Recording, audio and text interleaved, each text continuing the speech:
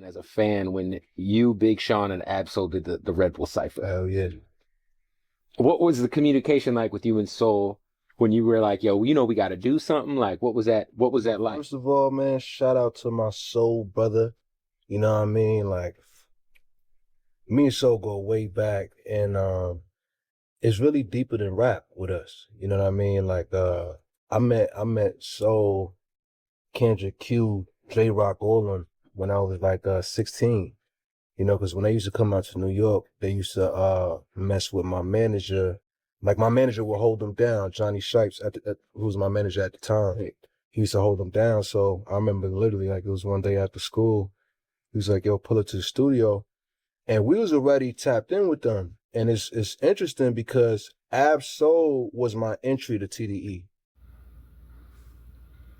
So this is a tweet from Nipsey Hussle from 2010. This fast money took my focus off this music shit till Johnny Shipes introduced me to his Jewish friends.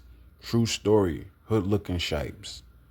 Yes, Shipes is someone who is Jewish, quote unquote Jew, associated with the Kabbalah and Jewish mysticism. He managed Nipsey Hussle, he managed Big Crit, he managed Smoke DZA, as well as Joey Badass, as we know.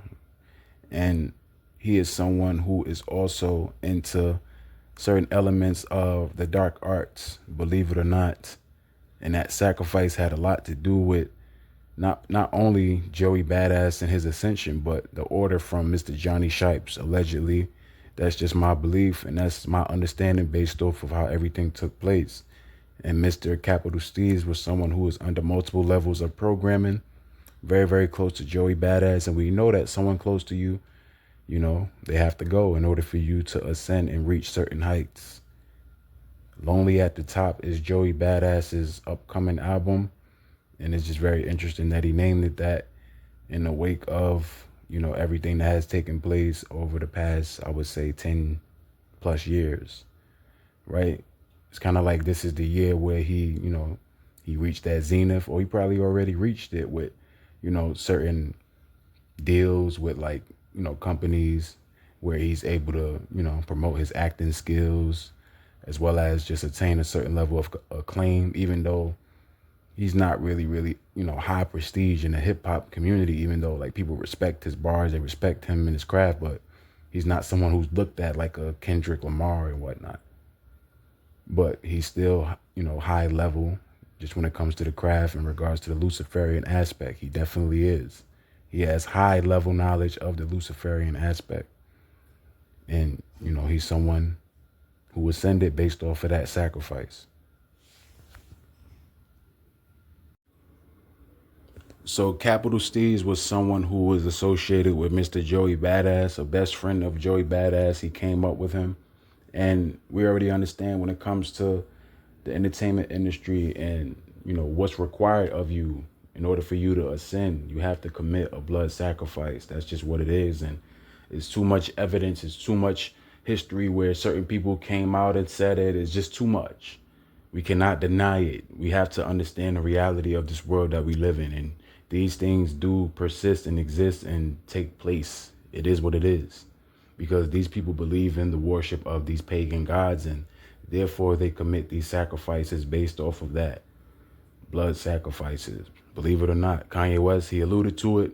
He told you guys. So it's the truth. And it's obvious just when it comes to these things that play out and how you can just put two and two together. You have to put things in proper context. So Joey Badass expresses how close he was with Mr. Ab-Soul. And Ab-Soul, you know, just when it comes to the context of this video, he's going to be brought up a lot. I'm going to reiterate the connection between Ab-Soul and Joey Badass a lot because it has a lot to do with the sinister aspect. Joey Badass, do what thou wilt. I mean, Ab-Soul, do what thou wilt. He had an album called Do What Thou Wilt. And Joey Badass was close with this person, right? Courtney Everett Dewar Jr., born July 7th, 1993, died December 23rd, 2012. December 23rd is 666. December is 12, that's 66. And then you have 23, which is 2 times 3, right? Better known by his stage name, Capital Steez, was an American rapper from Brooklyn, New York. He was the founder of the Brooklyn-based rap collective Pro Era. along with childhood friend Joey Badass. Capital Steez was also a co-founder of the Beast Coast movement, which consists of three main groups based in Flatbush: Pro Era, Flatbush Zombies, and the Underachievers. Capital Steez committed suicide on December 23rd, 2012, jumping from the roof of the Cinematic Music Group headquarters age 19. Both Pro Era and Beast Coast went on to gain international success in the years following his death. Now, the interesting thing about this, just when it comes to the commonalities between Joey Badass and Ab-Soul, Joey Badass, he had a close friend who was sacrificed, and this person died in the year 2012 by committing suicide. And the same thing happened with Mr. Ab-Soul when it comes to a close, a girlfriend of his, actually, Miss Alori Joe. She died on February 7th, I believe, or I think it was February 2nd. No, it was February 7th. She died on February 7th, 2012, and she committed suicide. And it's interesting because, as you can see here, Capital Steez was born July 7th, and Alori Joe died February 7th. So 7-7, right? You have that element, the 7-7 element, which is an allusion to Lucifer. Just interesting, right? So you have these connections, especially the understanding of the underlying. And then Johnny Shipes. Johnny Shipes was someone who capitalized off of the death of Mr. Capital Steez.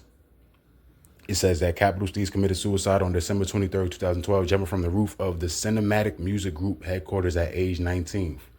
Both Pro Era and Beast Coast went on to gain international success in the years following his death, because that's based in the ascension. You ascend after a sacrifice. So he puts on this surface level face of, I love my artists, I protect my artists, in terms of Mr. Johnny Shipes. But when it comes to the dark arts in which he's a part of, it's more than meets the eye. And then when it comes to the understanding of, the alignments as far as the Kabbalistic understanding, or, Jewish mysticism, it makes more sense. And then the number 47 being associated with Mr. Capital Steez, and, that element to it is so much. It's more than meets the eye. And when you enter into that world, this is what you have to face. This is what's in front of you. And this is what Joey Badass is dealing with, just in terms of that guilt, with understanding that he's a part of something sinister. And most of these rappers, I believe that some of them, they feel guilty about what they're a part of, but they kind of in too deep. Now, it is of my belief that Capital Steez was someone who was put under high-level electroshock treatment and MK Ultra programming. That's just my belief. And I believe that the majority of these artists, these rappers, are put in the programming. Pusha T, Joey Badass, Drake, Lil Wayne, Kanye West, so on and so forth. Just my belief. And he was infatuated with the number 47, as it says here. And throughout his interviews, you see it a lot. He loved that number, and that was a part of the programming. Going back to the swastika, as well as the number 47 representing the inception of the CIA. On the surface level, we read it here, and it's a part of it as well, just when it comes to the understanding. So Steez's spiritual outlook included elements of Egyptian mysticism, numerology, astral projection, and the Indian chakra system, all things contrary to, the commandments that was given to us by the Heavenly Father. All these things are based in Luciferianism. I don't care how good it sounds, it's all based in Luciferianism. He considered himself one of the Indigo Children and allegedly believed he was a being of a higher dimension. And that's narcissism right there. That's based in narcissism. And also I am my own God type of vibration. Steez was infatuated with the number 47 and what it meant spiritually. He believed the number 47 was the perfect expression of balance in the world, representing the tension between the heart and the brain, the fourth and seventh chakra respectively. The number featured on the cover of American Corruption, stylized to resemble a swastika. See, these people, they push these things because that's the system. That is the system. The chakras and all these different Luciferian aspects, all these different pagan aspects, pagan customs, pagan rites, pagan doctrines. That's what it is. And all this stuff is just under the same umbrella. It's all based in things that's contrary to the Heavenly Father. This is why I cover it, or part of the reason why I cover it.